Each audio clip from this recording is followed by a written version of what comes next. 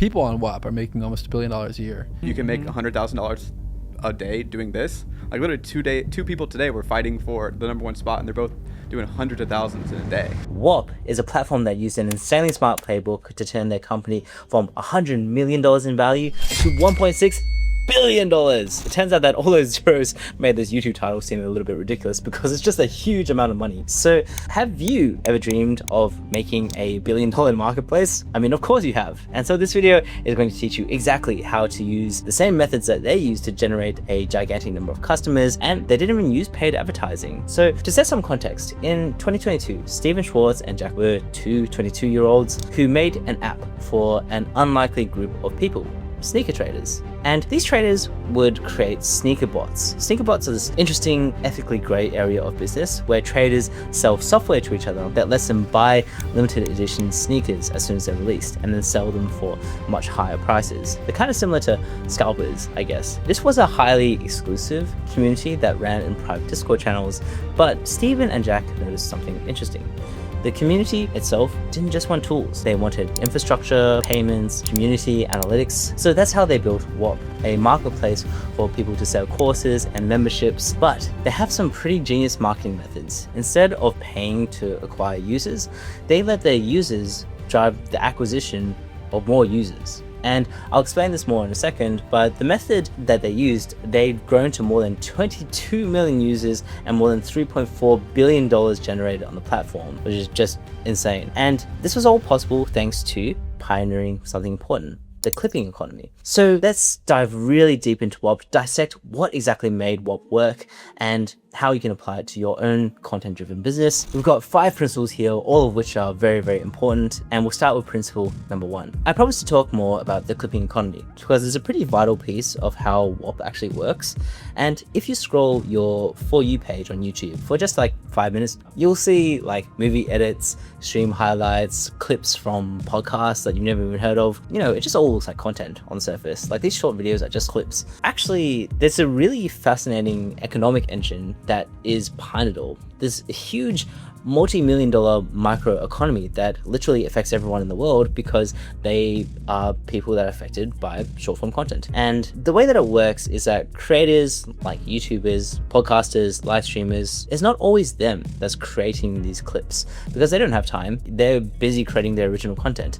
And getting a clip is not always as easy as it sounds. You have to kind of find the right moment, the right captions, the right sounds for it, and format it for vertical, and then you do that repeatedly. And frankly, most creators don't really have that kind of time. There is a huge potential for these clips because one single clip can be viewed hundreds of thousands to millions of times on some platforms. So as a creator, it becomes a very valuable question. Maybe I should get someone else to do this for me. Maybe I don't have to do this myself. What if you could open up the clipping to anyone in the world, let anyone clip your content, and then you only pay them when the clip actually gets the views that you wanted? So we introduced the new concept of clippers, and these are people who are paid to take pieces of other people's content and repost them across different pages so that they become brand new pieces of video that get lots of impressions. There are 3 tiers of people earning on Whop right now. The first is a solo clipper. These people find campaigns on the platform of other content rewards thing. They make clips, they post them, and they submit them for review. And if approved, they keep 90% of the payout,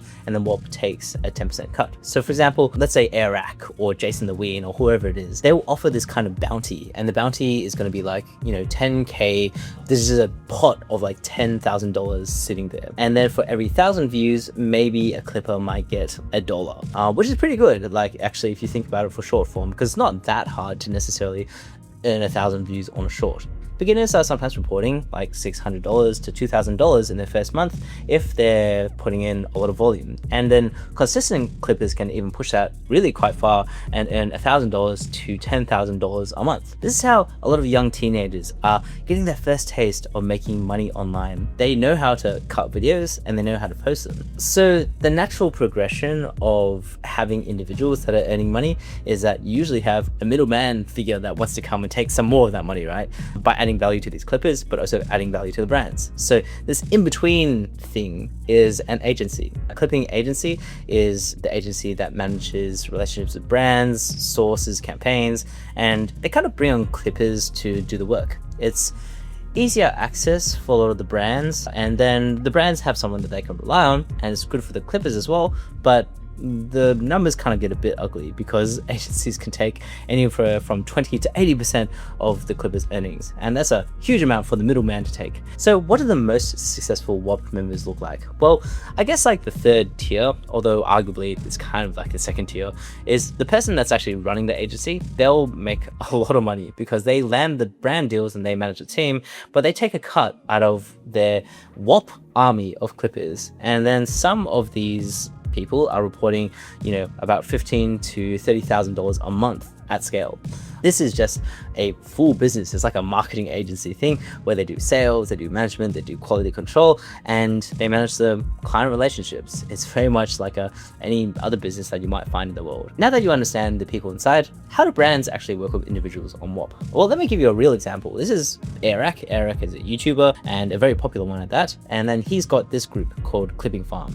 So basically you as a brand can sign up for Whop, and then you can create this membership for people to join. And then if they join that membership, they can get access to this section called Content Rewards.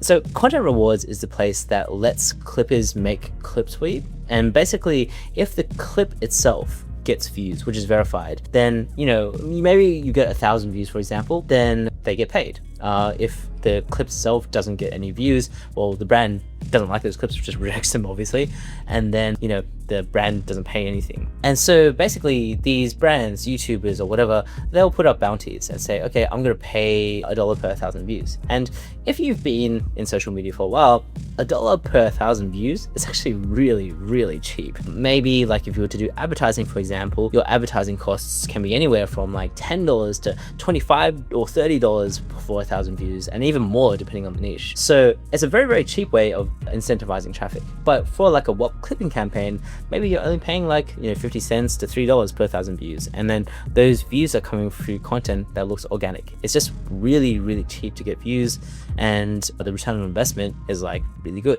So now that you understand this clipping economy thing, we're going to take that idea and distill it into a single principle, which is that if you're running a business which relies on multiple people, it doesn't matter whether they're your employees or whether they're people inside like a marketplace, sellers or buyers, but you should always try your best to create situations where when you want people to do something, they're directly incentivized to do that thing. In this particular case, the users are directly incentivized to create views for people and create value. And a more specific version of that is that you want to directly incentivize impressions as much as possible. Make it so that, the more attention your users can bring to your app or platform or whatever, the more that they themselves should earn. When you look at other platforms, there's like a lot of ways that this is done. So for example, Skillshare is a course, I'm not advertising Skillshare. Skillshare is a course website, and then the way that they pay out the instructors is they pay on minutes watched. So even YouTube emphasizes watch time too. Incentivizing watch time creates this loop where YouTubers will make more videos, and then that makes YouTube itself even more valuable as a platform. So focusing on incentive design is very important. Principle number 2 is the one unifying concept that defines the massive financial success of Amazon, Shopify, eBay, and now Whop. And it sounds so obvious when you hear about it, but it's a genius move because it is outsourcing one of the hardest parts of a business. And so the genius thing that Whop did is that it created this environment for the sellers themselves to find their own product market fit. They didn't have to find the product market fit itself. They let the sellers on the platform just find their own customers and find the niches that are profitable. So I want to explain the differences between Whop and these platforms. Gumroad and PayHip, kind of transaction first. You sell a thing, an ebook, a template, maybe it's a preset pack, and then someone pays and then they download it and then the transaction is complete. And when you look at the other side of things, you've got School, which is very much community first. There's a membership here, you kind of allow for discussions to happen. They're very heavy on the UI replicating Facebook groups because of how much they want users to engage with it like a social platform. But Whop is like kind of the merging of these two ideas. Like it promises an entire digital business under one roof. And so now they're targeting people that sell educational programs, they're targeting people who want to run agencies, SaaS, e-commerce, and just like basically everyone. In this way, Whop is really smart because it seems to take a lot of inspiration from Shopify. Now, Shopify, of course, is this gigantic platform which is responsible for like a really big portion of e-commerce on the internet. Basically, if you've ever bought any physical product from an e-commerce store, there's a pretty good chance it runs on Shopify if it isn't Amazon or eBay. By the way, this is not an ad for Shopify, this is just me describing Shopify in general. So Shopify wins, I think, because its users are entrepreneurs, and those entrepreneurs similarly are also independently figuring out all the ins and outs of the product market fit. Shopify itself doesn't have to by itself find the product market fit apart from, product market fitting with the entrepreneurs, but it lets the entrepreneurs do the rest of the heavy lifting there. Toby Luke, or Luke, I'm not exactly sure how to pronounce it, but he's the founder of Shopify, and he describes himself as a tool maker that's always making tools for others, and he really enjoys the craft of making a really nice tool. So yeah, Whop doesn't have to do the hard task of figuring out what customers buy online. Whop just needs to provide entrepreneurs the best tool possible for them to monetize the users that they themselves are finding from somewhere. Amazon, similarly, doesn't need to figure out whether a dog nappy or whatever is a product that is going to sell. It just needs to deliver the nappy from the seller who's found that out and then to the buyer in the most efficient and customer-centric way possible. Amazon has a really interesting thing that they do sometimes where if there is a product selling really well on Amazon, they will remake that product as Amazon Basics, and then they will make a lot more profit from selling their own product rather than having the profit go to some third-party vendor that's on the platform. So I want to talk about the financial model of Whop. Just a very quick 10-second reminder, if you haven't subscribed to this channel already, just feel free to click the subscribe button. It's free, and also it helps to support this channel and also brings this channel to your feed if you are enjoying ultra scalers and information about content-driven businesses. Now, here's a financial model decision that I think is genuinely underrated from Whop. Whop does not take any monthly subscription fee. They take a 3% transaction fee, and that's it. Like, you start for free, and they kind of only make money when you make money as the seller on Whop. It follows a no subscription fee model.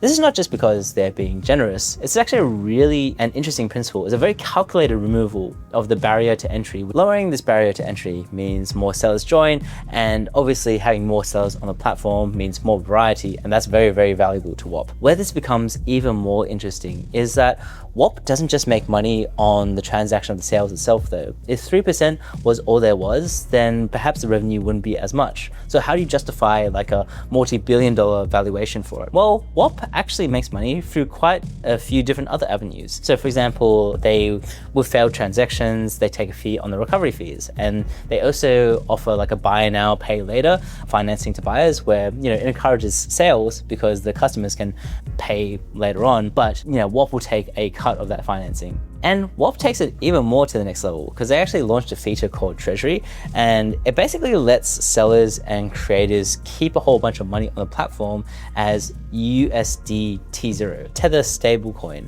If you're not familiar with cryptocurrency, basically that means that this particular cryptocurrency is attempting to link one-to-one to the US dollar. So if you eventually sell that cryptocurrency, you're going to get $1 back. They offer something very enticing with that, which is the idea of free money. And you might ask, well, why would a user want to necessarily do that? Why would they want to keep money on Whop? At first, it feels a bit complex to understand why Whop is doing this. And actually, even for me, when I was researching it, I don't know if I have the entire picture. But from what I could gather, I think the big picture is this. They don't want Whop to just be a marketplace where you sell stuff and then you withdraw your money. They want Whop to really be this financial home for businesses where the business can earn, grow, spend, and eventually trade all in one place. There's like a big stickiness aspect that they're trying to emphasize. The more money that creators keep on Whop, the harder it is for them to leave. And so it lets Whop also expand into these higher margin products like debit cards, trading, crypto, stock, and a bunch of other stuff I don't honestly understand, but you turn your platform into a full financial operating system instead of just another forefront. So we go from the very easy to understand idea of just lowering the barrier for sellers to enter the marketplace, and then you take this more complex idea of, okay, we've got back-end systems and back-end profits. maybe we can try and greatly expand the profitability of the backend. After someone is inside, we've lowered the floor for them to get over, but we like raise the ceiling as much as we possibly can. So the very short and succinct version of that is for Whop, their monetization playbook is 1, lower the barrier to entry as much as possible for sellers to enter.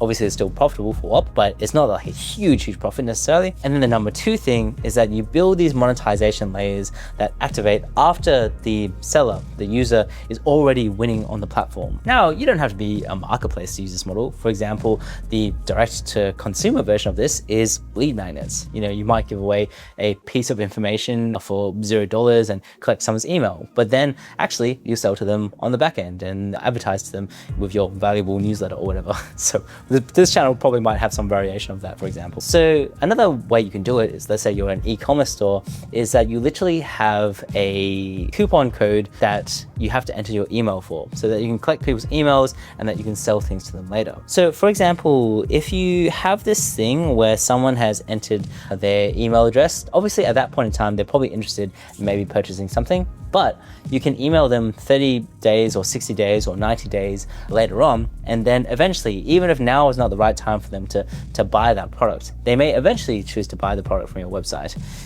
This is not a spamming thing. I used to have a Shopify store a long time back, and that's exactly the playbook that we used for, increasing the sales for every visitor that came to the platform. However, there is another interesting question, which is, how does Whop actually gain trust of users? Because no matter how much Whop says it's going to do this and that, in the end, users are going to trust something else. They're going to trust other users.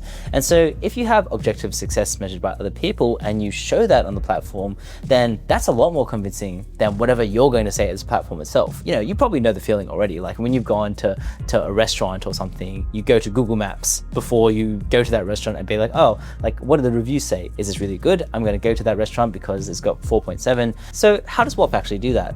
Well, they basically have a discovery page. And the reason for that is principle number 4, which is to make the success of your users blatantly visible. Now, for the Whop discovery page, it tracks and displays the performance of sellers and communities and creators. And you can see this really big list of ideas for what people are actually making communities on and how they're making money on it as well. So every time someone is successful on the Whop platform, really, they're kind of like providing a mini advertisement for Whop by accident, whether they know it or not. This is a pretty interesting fact, because actually, if you run the numbers, in June 2025, this 2026 now, obviously, so these numbers are a little bit old, but June 2025, they had 183,000 sellers.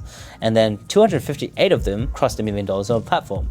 That maybe sounds like a lot, maybe not, but really it's 0.14%, which is not really a huge number. However, you don't necessarily feel like that when you log in. You kind of feel like it's a gold rush, because every login is a reminder that someone, somewhere is making it work. Principle number 5 is perhaps what is very well known as the Amazon principle.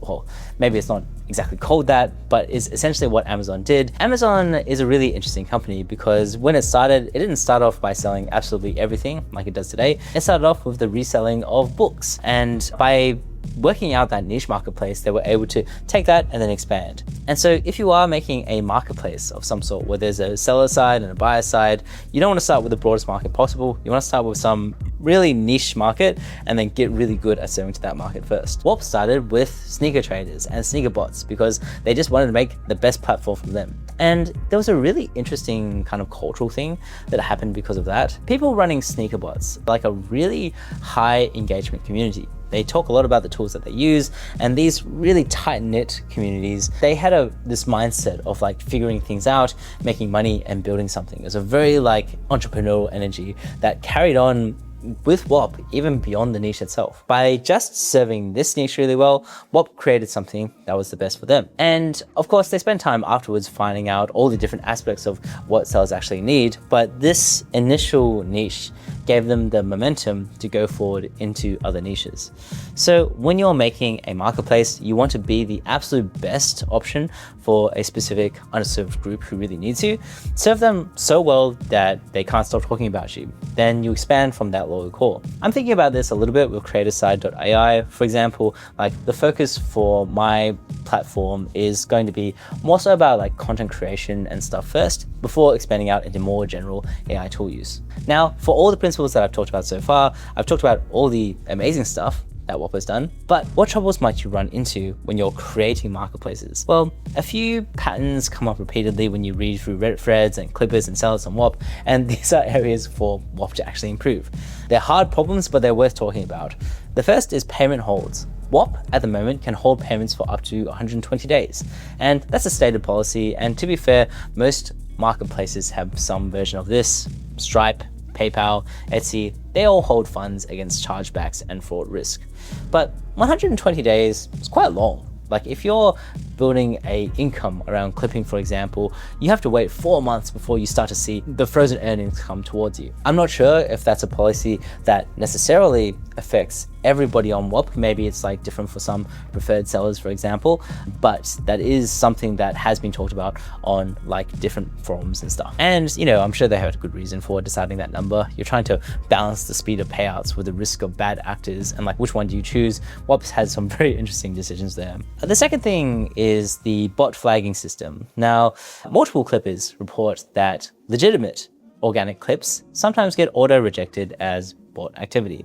And the pattern seems to be that anything that leads to a sharp view spike actually registers as suspicious, even though a sharp view spike is kind of exactly what happens when a TikTok or Instagram algorithm picks up a clip and really sends it off to the moon. Apparently, for some users, when they've tried to appeal, they're told that the brand makes the final decision, the platform passes the dispute through, and you know, it doesn't end up in favor of the clipper. And the last issue is that end users sometimes accidentally get impacted by fraud on the buyer side. Now, Whop itself is obviously not a scam. It's a really good company that a lot of legitimate businesses use, but unfortunately they are impacted by some level of bad actors, and that's pretty unavoidable. There's been some cases of buyers purchasing like subscriptions and they're not actually receiving anything. Again, can you necessarily solve for that? The whole reason for this particular section is not to say, you know, Whop is terrible, Whop is this or that. Like, Whop is actually a great platform. But it's just that if you are yourself creating some sort of marketplace, then you have to realize that these are some of the issues that you might come across when trying to make it. Now, Whop has done amazingly using the distribution methods that we talked about before, but if you are someone that is making videos, whether that's on YouTube or otherwise, and you want to make your videos go super ultra mega viral, I have created a whole course about that called YouTube Storytelling Far Beyond Retention. And this course, I have put lots of blood, sweat, and tears into, well, maybe less of tears, and it basically helps you make videos that are viral by understanding storytelling principles. It talks a lot about the principles that other YouTubers use that are really successful, and how to systematically make your videos perform a lot better. And it's going to work no matter which platform you're putting videos onto, because most platforms these days, whether that's Instagram, TikTok, YouTube, obviously, they all really care about watch time as a metric to optimize for. And the best way to get superior watch time is actually to make a really good story. So if you want to make your videos go viral today, then click on the link in the description below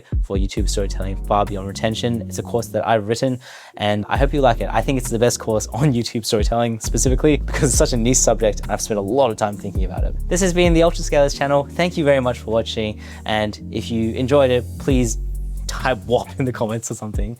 I'll catch you in the next video. Bye bye.